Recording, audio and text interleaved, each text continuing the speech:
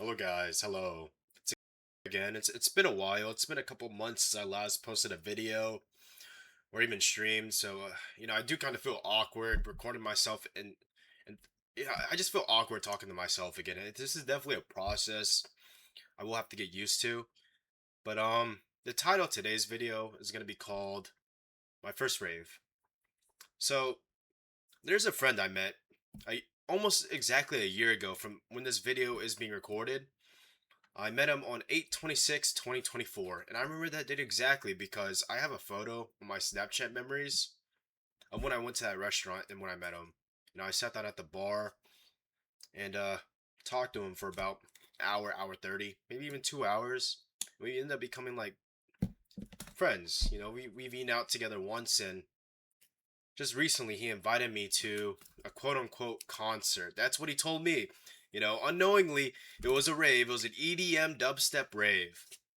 This whole time we'll refer to this friend as Seth. So Seth hits me up and he's just like, "Hey, are you doing anything on Friday?" And I'm just like, "No, I don't think I am." And he's like, "Okay, okay. Do you want to go to this concert with me? It's like a music event."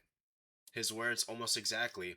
And I told him no. I don't think that's my cup of tea. That's not really my forte. I go to this event known as Emo Night. I'm not too sure if you guys are familiar with that. It, it's definitely like a community full of maybe degenerates, like emos, alts, just basically like society's rejects. That's at least how I see it.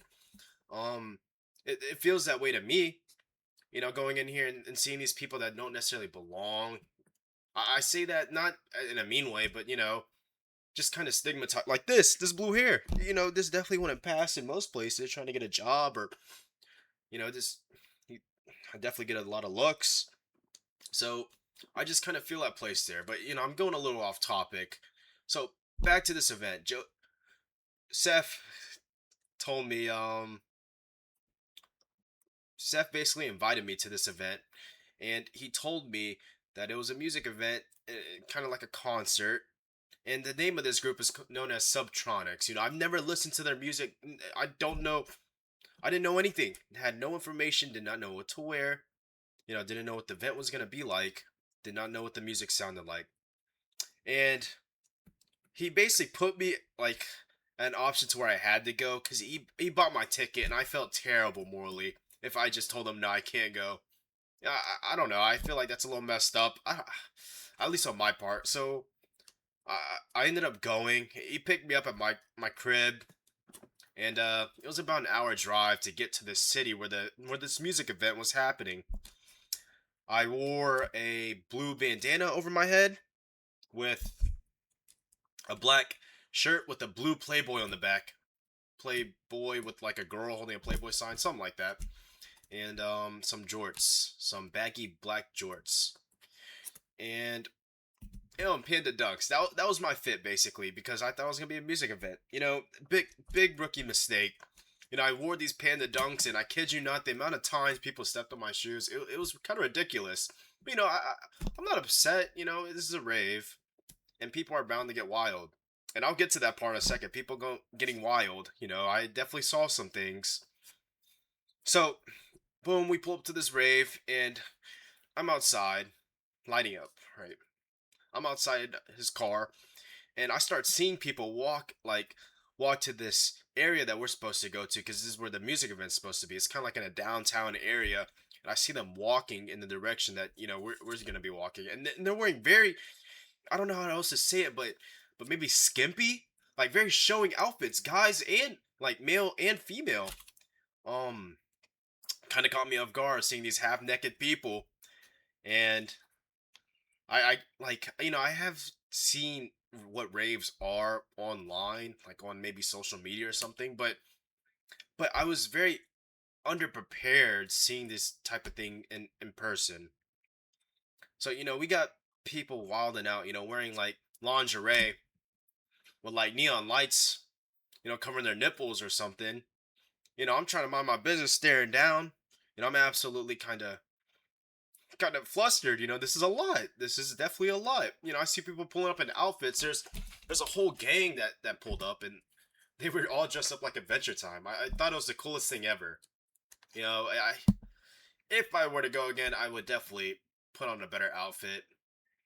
Um, the line was long as hell. I can't even deny. I definitely stayed out there for 30 minutes, and I met these two white people, and it was a good time. One of them rustled, and we just ended up kind of just talking, but they were hammered. They were absolutely hammered. So they did get obnoxious at a certain point, but they were cool.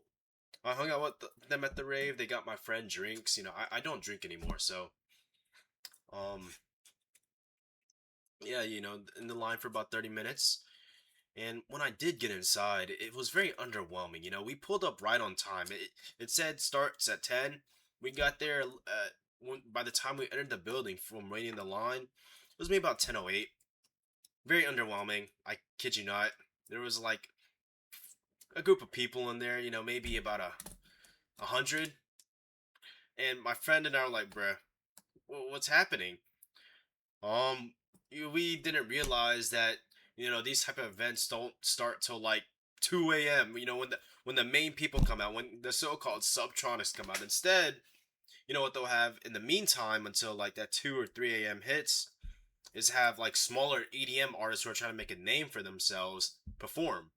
So we had random guys who were kind of mid. I can't lie. I don't want to diss by any means, but you can tell when EDM or dubstep is being played and you don't have the crowd moving, there's an issue. Um, so eventually we do. As it starts to ramp up, I can't deny that the the performances start to get much better. So maybe about midnight, um, around midnight is when it did start to I start to enjoy myself a lot more. Um, but at this rave, people were absolutely insane. I kid you not. Like this is the first time I've ever seen people openly choosing to snort cocaine. I see them pulling out these little white baggies, and they're just over here like hitting it, and I'm just looking around like, what's happening? This is insane. There's people with like lollipops and like pacifiers. At first, I didn't know what that means, but after doing a little bit of research, I don't know if any of you guys are too knowledgeable upon raving culture, but when people do have suckers or pacifiers in their mouth, it normally means they are on something, and it prevents them from grinding their teeth and kind of messing it up. So that was new to me. I was just questioning why these, like, it was a group of grown women behind me with pacifiers in their mouth. I was trying not to like look at them, but I kid you not, they kept bumping into me, so I would turn around, and I would just notice the pacifiers, and I would just hit this. I would turn around, and that was my exact reaction. But yeah, that was a little fun fact. Um, I also want to say that I met this girl at this rave. I don't know how I feel about talking to women from that go to raves. I don't know, man. I felt like going into this rave. It felt like a pagan ritual, like some demonic ass shit. These half naked people, people doing drugs. A bunch of lust happening everywhere. I kid you not, dude. There was just random people just start making out and touching each other. Um, and as I'm saying this girl walked up to me, and we'll refer to her as Jazz. Jazz. So so Jazz walks up to me and she introduces herself and she compliments my shirt. And I'm awkward. I'm awkward as hell. I can't lie. I haven't talked to a woman in God knows how long. Maybe close to a year. Like genuinely talked to a woman a year. So this is new to me. She passed me on my shoulder. I turn around. We have a conversation, and she actually ends up giving me this Yu-Gi-Oh card. I don't know if you guys can see it, but it's a cat shark. It's it's not a number card, but it's an XYZ. So, kind of rare. It comes with a little covering. It definitely surprised me, the fact that she chose to give me this card. And I basically asked her, what was the premises of you, like, why did you give me this card? And she basically told me, she only gives this to a select few. And I asked her, like, what's the basis for, like, being a select few? Like, what made you select me? And she basically said, your vibe. And I don't know. She was like your vibe. I saw you in the line. I was a little behind you, and you seem like a cool person. And also, it seemed like this is your first rave because like your attire doesn't fit the like raving event at all. And I just kind of looked at her like baffled, like damn, that's kind of embarrassing, but at the same time, it kind of warmed me on the inside, knowing that she noticed me and noticed that like I had a good vibe. That meant a lot. Getting a compliment from a stranger, from a pretty stranger, especially. She was a mix of Vietnamese and Mexican. I think she told me, and she basically kept trying to whisper Vietnamese to me when I told her I was Vietnamese. She kept trying to like talk to me in Vietnamese, but I'm whitewashed, man. I can't lie. I can't speak my language, so I'm over here just like standing there awkwardly, and she's trying to whisper like things in Vietnamese to me in my ear, and I'm just like, yeah, yeah, and I do announce the news eventually that I don't speak Viet at all. Kind of blew it. I do remember her turning around and saying like how it was kind of awkward trying to talk to me, and I was just like stressing the entire time. Eventually I did come back and try to initiate a conversation with this girl because I did find her cute, but this is a girl from a rave. I'm not trying to generalize by any means. That's a very fallacious thing for me to say. Kind of judging this woman going to this rave event, but I don't know. As I said before, going to this rave event, it felt like a pagan ritual. Drugs. I kid you not, dude. There were people. This dude behind me, like, literally snorted like cocaine from a baggie, and he started tripping out. He ended up hitting the girl, the jazz on the back of her head, and I had to switch spots with her. I was like, "Here, come here," and I moved her off to the side, and then people had to tell this dude to chill out, and we had this little short guy next to me. He pulled out bubble guns. I thought it was the coolest thing ever. He pulled out bubble guns and started spraying it in a 360. It felt surreal. And you know, me and Seth and I didn't really talk to Seth. He was just kind of there. He was very drunk. But me and this girl, she basically talked to me for a decent bit, telling me about how she plays League and all this other stuff. Asked me what games I play. I really regret not getting any of her social media, or like her phone number, something. She was very fun to talk to. She was pretty. I think that was the first time I've been interested in a woman since a year, like genuinely interested in wanting to know somebody. It's been a year of that. Ain't that crazy? Fast forward low into the night, boom, eventually Subtronics is playing. And I kid you not, it is so packed in there. It's absolutely like I couldn't move. It felt like I was stuck. Eventually when Subtronics started to perform and people started to jump, that little micro space when people would be airborne, it allowed me to jump as well. So, we're all just kind of rhythmic, rhythmically, rhythmically. I'm definitely butchering that word, but in rhythm, just kind of jumping up and down, or like what I was doing was like moving my hand like this, you know, like it's taking my energy. You know, and it was nice, but what kind of blew it for me, this rave event. I don't get me wrong, I was having fun, but it's the fact that I had to see people that I know, people that I messed up in front of. And seeing these people, I felt a lot of shame, and I chose to kind of hide myself, and I could definitely feel some of them looking at me. When I say that I was a bad person, I mean it. I'm trying very hard to change who I once was, but that's all they'll ever remember me as. Um,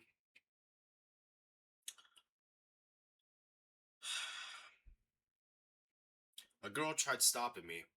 She tried talking to me, and I kid you not, I was trying to get out of there. I really messed up. I fucked up bad. I hit her with. I don't know if you guys know. This is very random, but before you start a jujitsu match, jujitsu is a combat sport where you try to like choke someone out unconscious, break a limb, break one of their bones, something. You start the match by slapping their hand like this, and then fist bumping them. So what did I do when I seen this girl and she asked me how have I been? I told her I'm doing well. And she was holding her phone in her hand like this. So I high-fived her phone and I fist bumped her. She just kind of stared at me. and I was just like, I nodded. I walked to the bathroom. Oh my god, I'm awkward. Absolutely awkward. I do look rough, by the way. Holy shit, I look rough. Um, you know, from there, I kept seeing more and more people. More and more people kept pulling up because I guess they're all there to see Subtronics. Rookie mistake pulling up during opening time of a concert. Definitely pull up a little bit late. That's my recommendation. Um, so I was having a good time. And I was trying to, seeing these people nearby. I kid you not. Somehow, we were on opposite sides, and it ended up bringing us to the middle. So not only was like I jumping up and down, but I was jumping up and down right next to people that I was so ashamed to see. God, dude, if God Israel, I'm pretty sure he has like a vendetta against me or something. I'm not trying to say that to curse him, but God, Lee, man, give me a break, please. I know I definitely fucked up, and I believe in karma, but man, let me off the hook for a little bit. So my mood's kind of blown, and I see this dude staring at me, and we just kind of look at each other like, pretend you're the guy right here. This is the POV. I'm turning, and that's exactly how the interaction went. And I just trying to join the event as much as I could. Um, Eventually, the girl ended up leaving, and I remember the last thing she was telling me. She was telling me, I don't recall how it was, but I think Seth wanted. I was down to get on Seth's shoulders. I was gonna like swing my little bandana around, be a little crazy, just trying to enjoy myself. And then Seth was like, "No, man, we're gonna topple over." And she made a little joke about how she's stronger than us, and she like lifted up her shirt and flexed. That was the cutest thing ever. I couldn't lie to you. This little Vietnamese Mexican woman definitely like this hybrid of a woman definitely I don't know had me feeling some sort of way. But I'm so awkward. I stood there and I just kind of giggled, at her joke, and then she told me she had to go. I told her goodbye. I didn't tell her bye, but I was like bye like that. Oh my god, what am I doing, Akira? As Subtronics played, I could not lie. It felt surreal. It felt amazing. This reverberation, this bass, I feel it through my body. It was shaking my absolute soul. And the effects were nice as well. Like there was smoke being shot out, confetti, golden confetti. I kid you not, I'm pretty sure I have some stuck on my wallet right here. Look at that, golden confetti flying out. It's all on my shoes, some of my clothes, and I tried to enjoy myself, knowing that there was these people there that I was so ashamed to see. Trying to get past my social anxiety. Um, yeah, and that was about it for the rest of the night. Jumping up and down, hitting a few dance moves. Doing a little bit of this, headbanging. Um, and eventually I ended up seeing too many people. Me and Seth decided to rotate from the middle to the outer region. I kid you not, we walked face first into a group of my ex's friends. It had me in shambles, bro. I just turned around, I just walked out. And I didn't really do that. I just told Seth that like, I would prefer be down to leave, and he agreed as well. It's late. We've been jumping up and down for the past 4.5 hours. We were tired. So heading back, the hour-long drive back from the city to our home city, it ended up becoming a 3-hour drive. I kid you not. So people from the rave that ended up leaving earlier, I'm pretty certain they were on things, and they ended up getting into a really bad accident on the interstate. And I do hope that they are okay. But I saw like 3 ambulance cars, maybe 7 police cars like on the side. They were driving it in the on the side lanes. I don't know what you call them, bumper lanes, something. They were driving on the side. The traffic was absolutely frozen. We didn't move for about an hour 30 minutes, hour 45. Just kind of sitting there. Um, the line was absolutely backed up, and these fire trucks. I forgot the name of these trucks, but they kind of pickup trucks and ambulances, cops. They were all driving down the lane, and maybe about after close to 2 hours, we were able to drive again. I do hope that they're okay. Whoever was involved in that accident, but it did look bad. We did see car pieces everywhere. And that was about it for the night. We didn't get back till 6 a.m., so that's why I look rough. Look at my eyes, man. I haven't slept. That's how it is. I can't deny, as someone who used to judge raves very harshly and kind of that culture, I must say I did enjoy myself. It was fun. I maybe would do it again. I'm not too certain. I'm just kind of still nervous of seeing people that I basically fucked up around. You know, um, yeah, I guess my first rave. I do appreciate you guys for tuning into this video, and I do plan on returning, as I said before. Maybe to streaming. I don't know about YouTube, but thank you guys. My first rave experience, I'd give it a 7 out of 10. 6.8 out of 10. That is my rating. Would go again, but this time in a better attire. And hopefully I do meet that girl again. I can't lie. It's been on my mind. When I did get back, it's been on my mind, man. Why did I sell? All right, guys. Y'all enjoy. Y'all enjoy y'all's night, and y'all be safe. All right. Thank you, guys.